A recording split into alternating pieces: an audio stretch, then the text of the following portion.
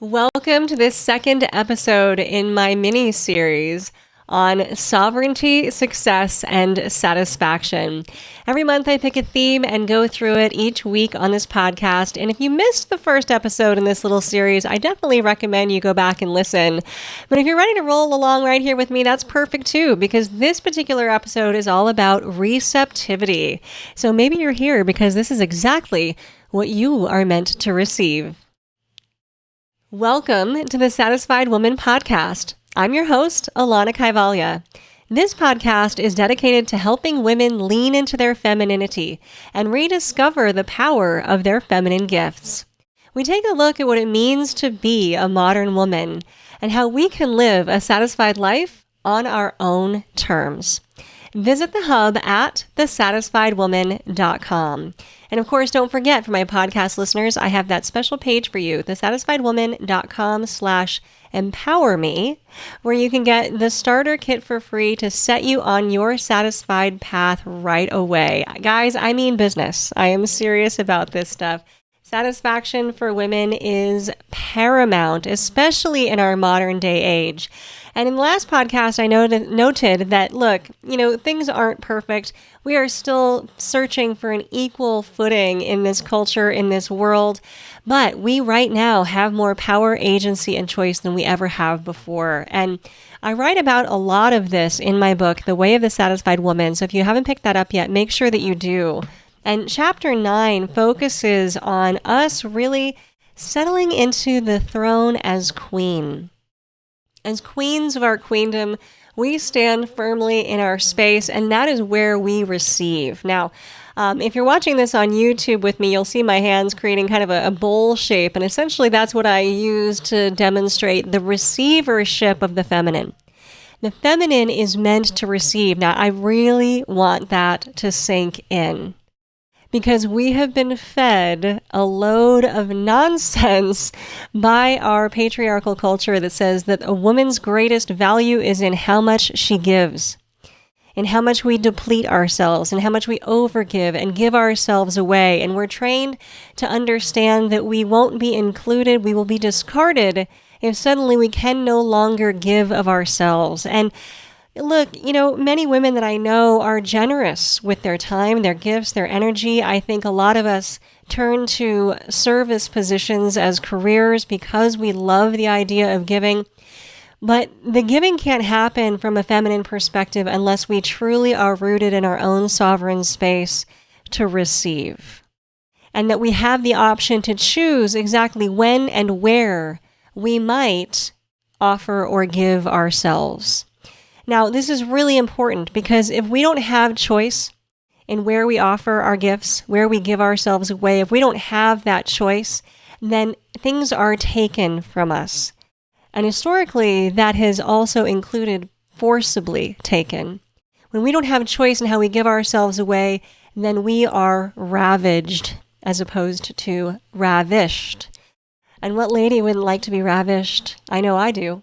I know I would. I'm signing up for that. So being ravished means we are the receivers. We are receptacles. And look, just to get really nitty gritty about it, think about the actual feminine anatomy, the anatomy of a woman's body, the ones with the vaginas, the uteruses, that literal receiving place of taking in so that we can be creative. The biological purpose of a vagina and a uterus is to create life. Now, some of us are mothers, some of us are not. Some of us choose to be, some of us choose not. Whether we are or are not mothers in this lifetime, whether that's been part of our path or not, for whatever reason, this biology is also a huge underlying part of our psychology. Femininity means that we are creative. We are literally bringing things to life where there was almost nothing before. And for us to stand in that creative space, we do need to receive. We need to be receptive to the energy that comes toward us. We need to be served in that energy. So for more on that idea of sovereignty and queendom, definitely listen to the episode just before this. But let's continue on with receiving, because receiving is hard For those of us who have grown up in this particular culture where the narrative has been your greatest value lies in how much you give yourself away, to make that shift of, wow, I can just stand in my power and receive, can be a little scary. Because what happens when you stop doing and overgiving and really offering every bit of yourself to the last drop, to the point of overwhelm and burnout? The people around you who are used to you giving yourself away like that, they're going to be surprised. There's definitely going to be a reckoning, and there will be a shift. Now, there are ways to manage that surprise and that shift. There are ways to hopefully elevate their experience into one of masculine providership for you, or even feminine companionship and contributorship to you. But what we can't do is collapse back into overgiving, overdoing, and, of course, by proxy, overwhelm. So here's the way I like to encourage this idea of receivership, because when I do a lot of one-on-one coaching with women around this idea. I coach women primarily in relationship and in business, creating their own sovereign businesses. This seems to be where women are calling for the most help and support these days.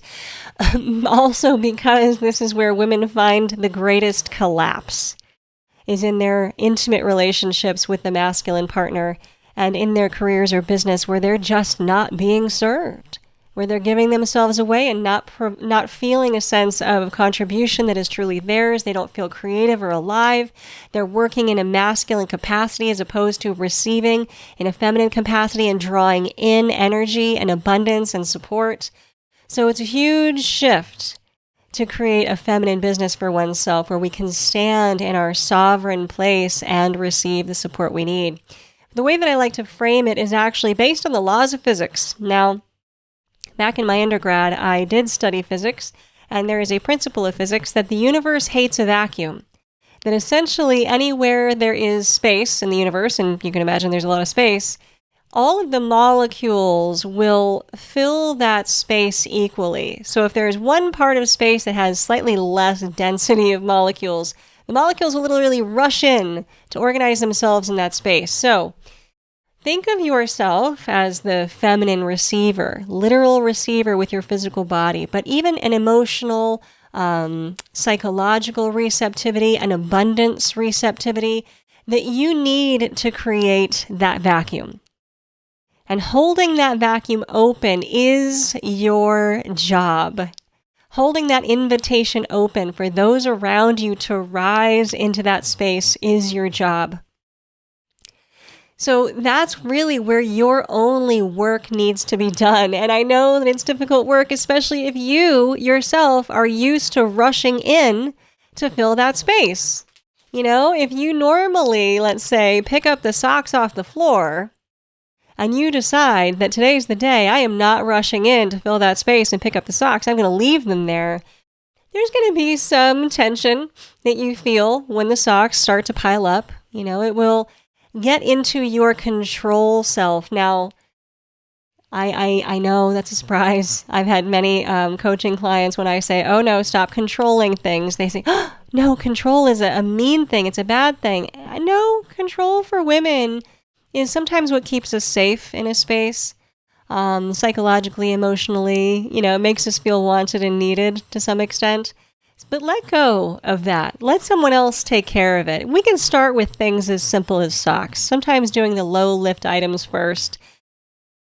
Gradually clues people around you in to the fact that you are now going to be holding your sovereignty. You are now going to be on the receiving end of life and invite them to rise up to meet you. So the socks might pile up, but you'll keep calm. You'll settle the energy. You'll know that this is not yours to do. You are going to put down what is no longer yours. As women, we carry far too much. We carry far too much of what isn't ours, and we can be done. I give you full permission to simply be done with carrying with what isn't yours. Now, what is yours, feel free to carry. It's going to be a much lighter load, much more possible. You can control that if you want to, I guess.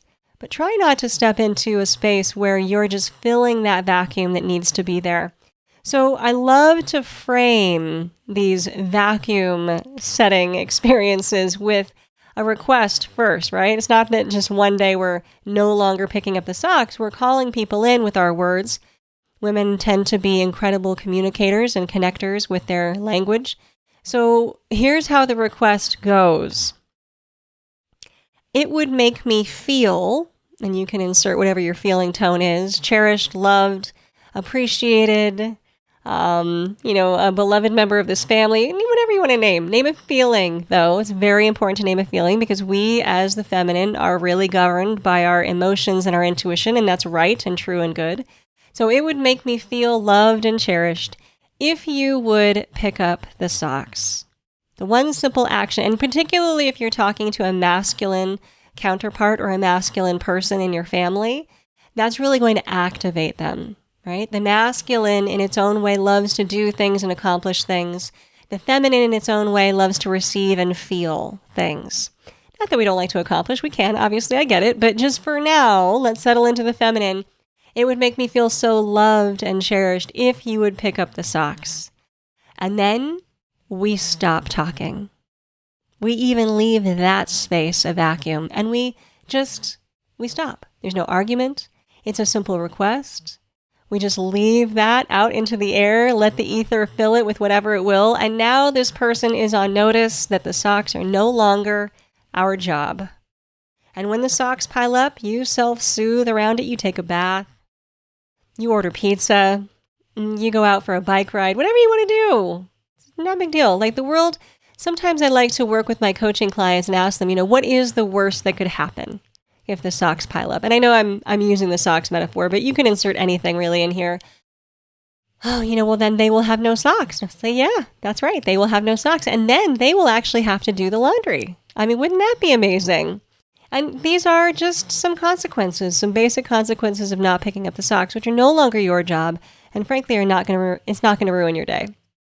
So it would make me feel if you would do this task for me and then you just stop talking and then you're done. You just don't do that task anymore. And if the task doesn't get done, you know what? Maybe it never needed to get done. It was certainly never yours to do, or maybe someone in will help step up to support you. So this can be one way to encourage those around you to step into that role of providership. That's the counterpoint to receivership. But this is how you hold that vacuum open. You need to in order to receive. Now, the way that you know that this is right for you, the way that you know that this request is right for you, and that it's no longer something that you need to carry is simple. It's through your yes and no compass. So in last month's podcast series, we went through this and I did a sacred activation of yes or no.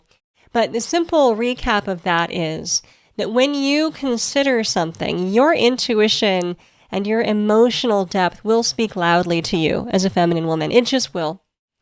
So when you think to yourself, do I actually want or need to pick up those socks? Do I actually want or need to work overtime? Do I actually want or need to get up early to pick my partner up from the airport? Does this serve me? The no is going to feel some version of bad, a crushing weight, a crushing pressure, a tightness in the throat.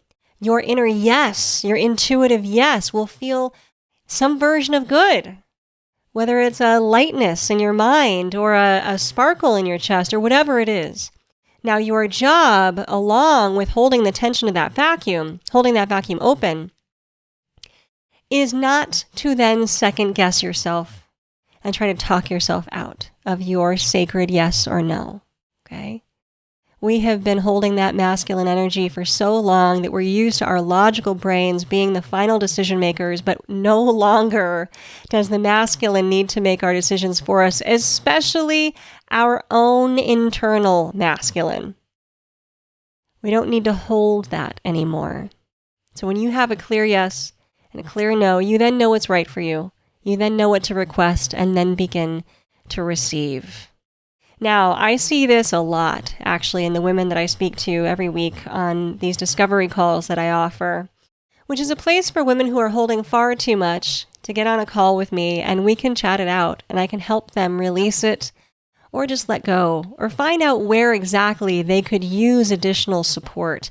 And one of the things I see over and over and over is we go through these conversations they become enlivened, they become invigorated with the prospect of finally going back to their feminine nature, of holding open that vacuum, of no longer overgiving, of receiving the support that they have always craved, and they give a full-bodied yes. And then suddenly, within a few moments, or even just as the call ends, they once again collapse. And what that is a nervous system trauma response. We as women are used to being discarded if we don't overgive. We are used to overworking ourselves. We are used to not having the support that we need. We are used to carrying everything for everyone else. We're used to it. It's almost become a traumatic safe space. So that when that shift starts to happen, the nervous system doesn't know how to regulate around it. And so then I see collapse. That a woman who has just really lived in her power, given full expression to her yes, said yes to support, said yes to no longer giving, suddenly goes, oh my gosh, but I don't deserve it. Oh my gosh, but I can't afford that. Oh my gosh, everyone around me is going to judge me. Oh my gosh, I can't do this. I can't have my own sovereign space. I can't stop overgiving as a mother, a partner, a wife, a lover, an employee. And then you get that nervous system collapse. So when you feel that happen, my dear sister, what I want you to know, ironically, is that actually you're on the right track. You have just discovered that there is a part of you that comes alive in your femininity. There is a part of you that comes alive in receptivity and support. And then there is a dominant culture, enculturated, hardened, over-masculinized part of you that wants control and collapses around that support. The overthinking, the talking yourself out of it, the giving 90 million excuses of why you can't, shouldn't, don't deserve it. That is your history talking. And it's exactly the thing we need to move out of in order to achieve satisfaction. It's exactly the reason why you and every other sister out there deserves receptivity and to have her own sovereign space where she is served, where she is abundant, where she is calling in the prosperity that she needs, where she is calling in the support that she needs, that safe space where her creative energy creates magic in the world, and the world is better off for it, because you cannot create that magic in the world if you don't have that sovereign place to stand. We cannot call in the abundance that we deserve if we don't have our creative juices creating what it is that generates that abundance. Now, this is not the law of magical thinking. I saw The Secret in 2007 too, guys. I was all about it. I loved the idea of thinking my way to $1,000. Nope. No, you cannot do that. You cannot think your way to anything good. It has to be followed up with action. It has to be followed through. I'm not saying it's not going to be hard work to create your own sovereign space. I'm not saying that it's going to be easy work to restructure your life in such a way that you finally stand in your power as queen. Queen's work is hard. It is holding that vacuum open. It is calling in the service of others. It is holding them to their highest account.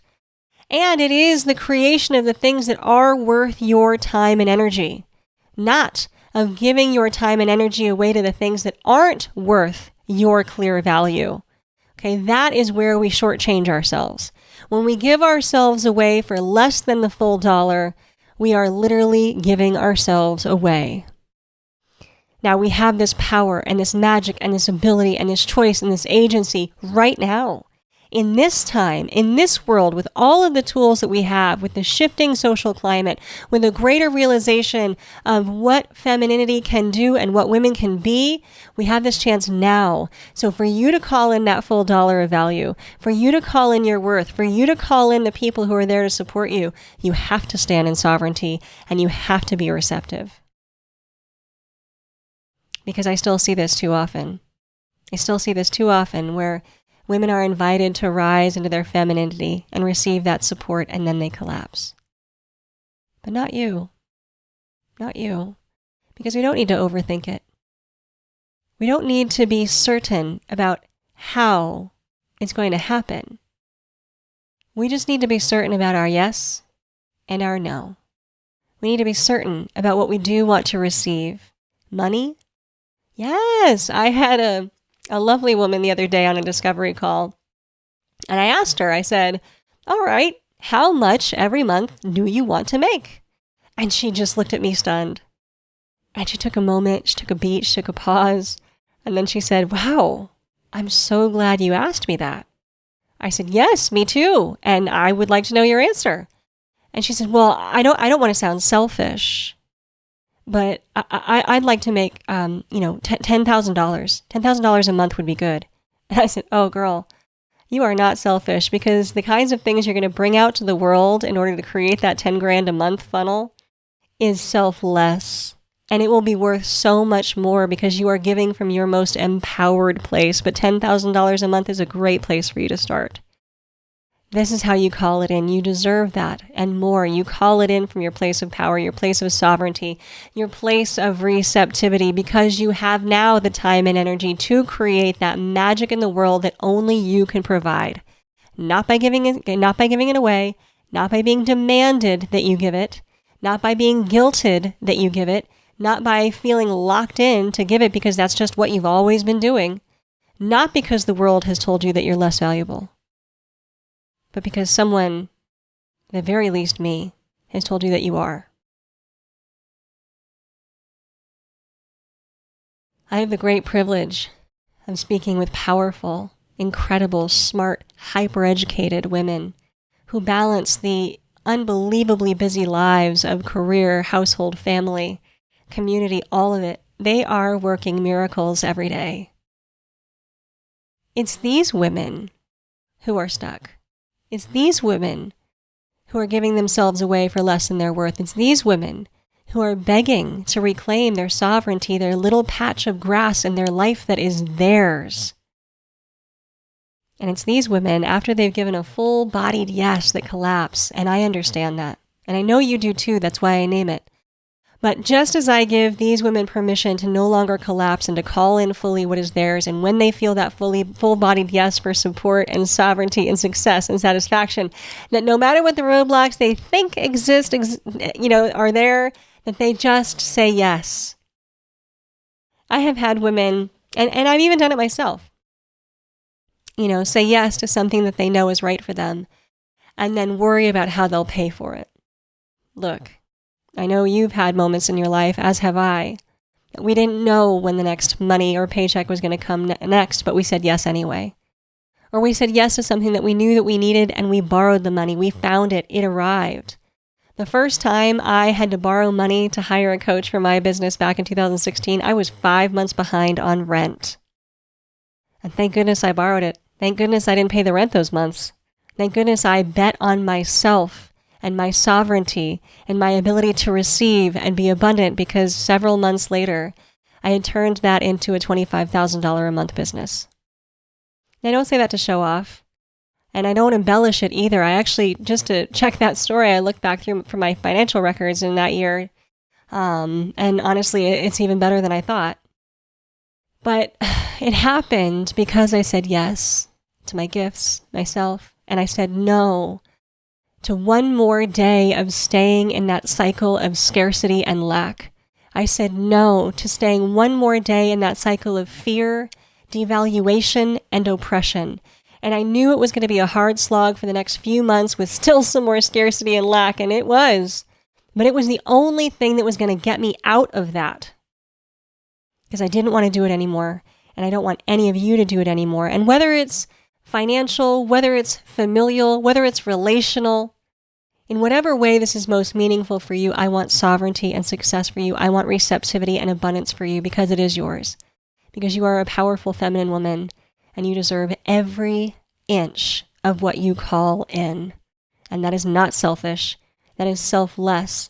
Because to call that kind of thing into you, imagine what you've done for the world. So if you feel like you're carrying far more than what is yours, if you're interested in creating a little sliver of grass, a patch that's yours, that is your own, that is sovereign, let's chat. Book a discovery call with me. I'd love to hear what you have to say and what's going on for you. You can navigate it from my website, thesatisfiedwoman.com. It's easy to find. At the top, there's a navigation bar that will say work with me. Or you can go right to it at thesatisfiedwoman.com/coaching-book-call. Coaching book call, hyphenated in between. thesatisfiedwoman.com/coaching-book-call. Look, either way you find me, I hope that you can find me and participate with me, and maybe even in my growing membership of Satisfied Women. It's the rooted membership, and every month I provide even deeper wisdom like this, a monthly workshop to call you into your highest sovereignty and satisfaction, and a place to have Q&A with me and intimate coaching, hot seat circles, all the good stuff that women like you and I love. So however you join me, I hope that you will. And in whatever way you walk your path towards satisfaction, stay on it, sister.